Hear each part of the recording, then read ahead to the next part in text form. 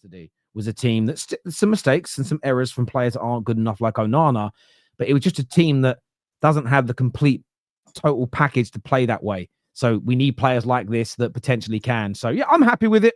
Again, everything we do right now, good, bad, or indifferent, my just feet are staying firmly on the ground. Like I wasn't panicking after the game yesterday. I wasn't getting mad.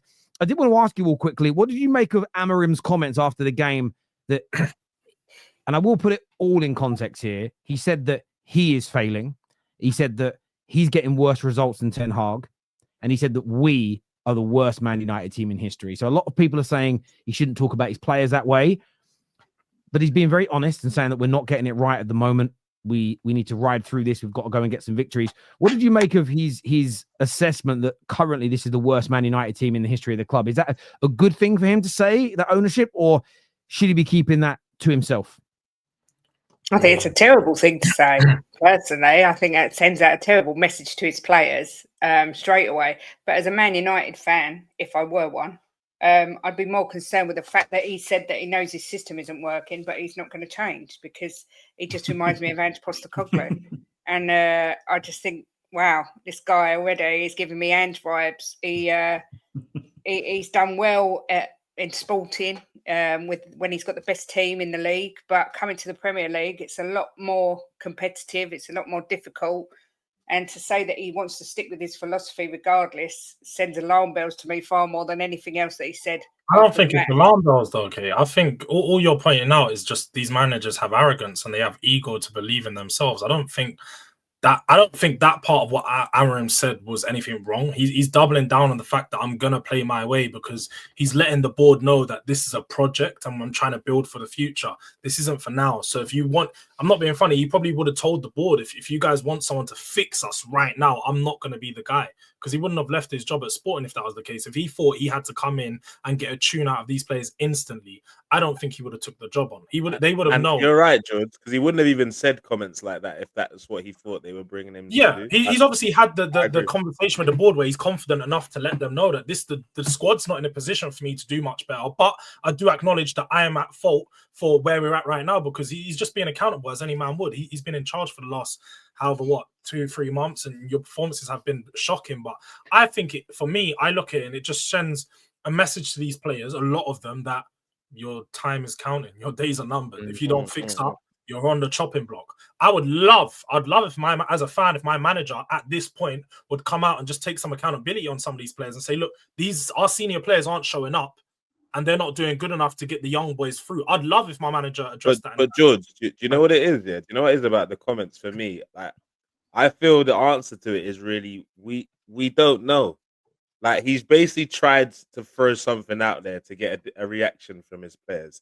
We don't know if it was a good thing or not until the players either react negatively or positively. It might be a master stroke, because in one side the players might say, "Oh, look, like George was saying, our places are up for grabs. Let's fight to the end of the season and see what's going to happen." It could be that, but it could also be him trying to buy himself time. Like, oh, look, these players they're trash, man. I just need to let everybody know that what you're seeing is not my issue, it's their issue. At least let me get to the end of the season. He might be doing that too. Yeah, so we don't really know. There is a part of that.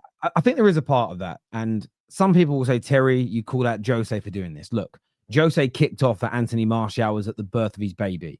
Jose Mourinho said that Luke Shaw uses his body and my brain on the pitch, essentially saying he's stupid. There's a way of saying the players are not good enough, or the players are not doing, as I say, with tact. What he has said, and I don't mind it as much, is I'm not giving them the right instructions. I haven't taught them this properly. That's why they're not doing it. Do I think he believes that? No. I think he realizes we're trying to play a better brand of football. That means it's more complex.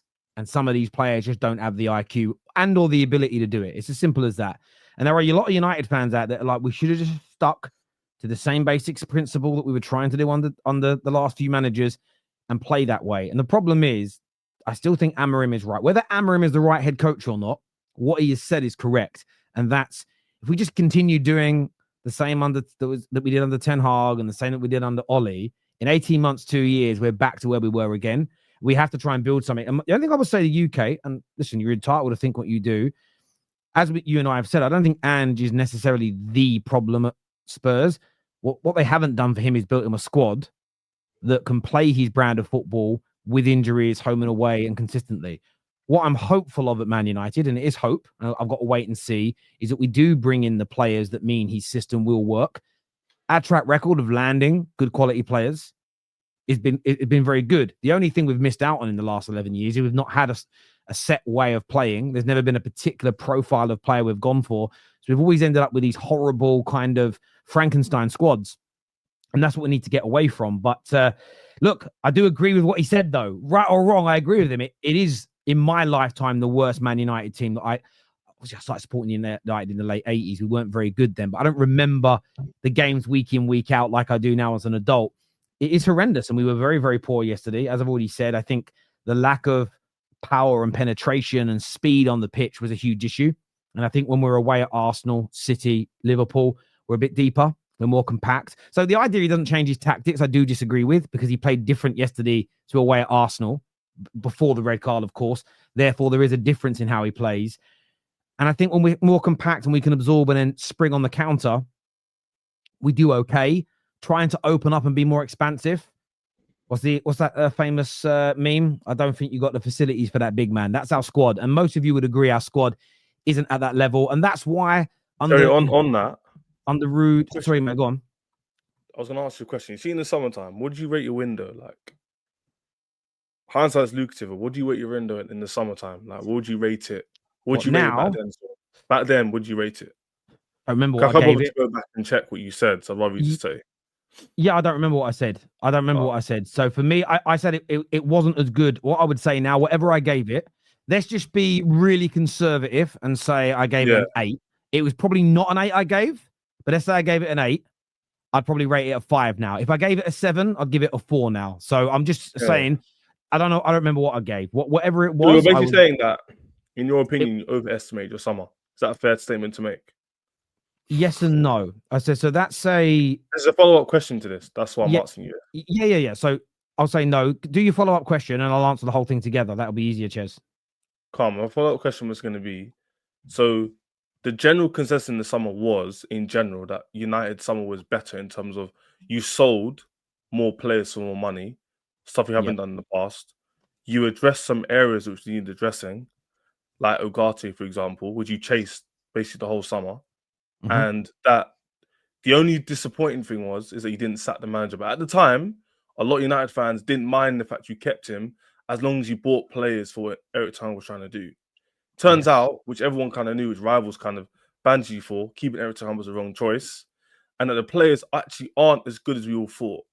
But at the start of the season, the players weren't the main issue as the manager. So my thing is, you somehow got worse. But you've got another 2 with the manager, and the players are just 13th place position. Is that what we're saying? Yeah. So when you're sort of talking about what happened in the summer, you know that me and you were in agreement we shouldn't have kept Ten Hag, right? So that's what I said. Yeah, Ten Hag point. I'm not going to take on too much. Yeah, but that's very, very pivotal for the situation now. We only know what we know at the time, and in the summer they decided to bring in some Dutch coaches to help the manager. They were buying players for him, and we now know that they decided through Dan Ashworth's instruction, they stick with the manager, let's build him a structure and let's make it work. That was a mistake. I thought it was a mistake at the time, and we've seen how big a mistake it is now, because not only have we sacked him, but we've decided in November 2024 to start a seismic change in how we play football and the kind of players that we want. So we already had a squad that wasn't particularly great. We signed some additional players to that squad in the summer for Dan Ashworth's instruction, which now potentially don't fit what we're trying to do. And we made those mistakes. Very similar to the first year of Clearlake at Chelsea. They got rid of your manager. They bought sort of Koulibaly's and Raheem Sterling's. And then halfway through that season, they changed tact and wanted to go to buying younger players as an example. It would have been much better for Chelsea to have started that process in the first summer, the same as Manchester United. So absolutely, that was a mistake. But United fans like myself at the time said what we should have done in last summer is sack the manager, and whatever we were deciding to do, it had to start in the summer with a pre-season. So yes, you rate the summer based on the players you bought for the way you're currently trying to play football. If we had Ruben Amorim in the summer and we bought those players, I would have scored it less. I would have said, well, I don't think they're the right players to help elevate the team But in the way he wants isn't to play it the football. players are being bought for the club, not for the manager?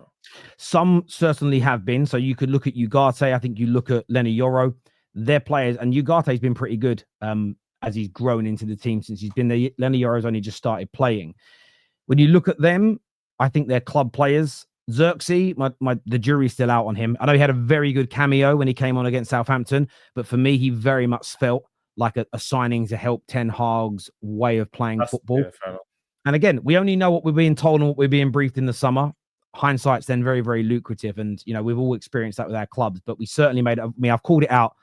I appreciate challenging me on it, but I called it out at the time, and I called it out when we sacked down Ashworth. And I'm not going to defend it. I've said it's bad.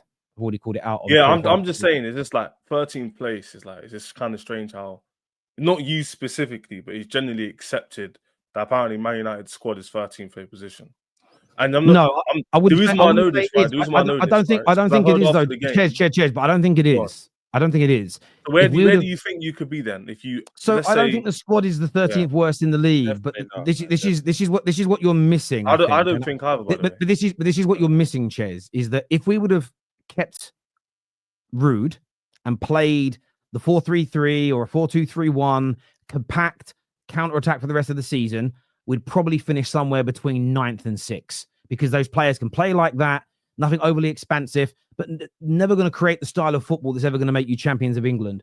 We have stupidly, because Ineos made a mistake in the summer with Ashworth and keeping Ten Hag, we've started to change our entire approach in the middle of the season. And if you remember your club, Chelsea, in the summer, when you first started Maresca's stuff, some of your pre-season games, you were getting opened up and destroyed. But that's when you're meant to be experimenting and training and coaching. And as you got into the real season, and your manager actually had players bought to help him, we've had no one bought for this manager yet. You saw, you settled into the system, you started playing better and better football to a point where you were talking about potentially winning a title, or at least being in a title race. So all you're seeing with Man United, different to what Chelsea went through in the summer, is that we're doing that pre-season element in the middle of a campaign with no training sessions and no players being bought. That is the mistake of the owners of the club, not Ruben Amorim. That has been called out on many other occasions. So we still don't have a squad that's that great. I still said in the summer that I expect in the next 2 to 3 years, 70 to 80% of the current squad to go. I still expect that. Nothing's changed. Yeah, I understand that. I just want to hear your point of view on the 13th.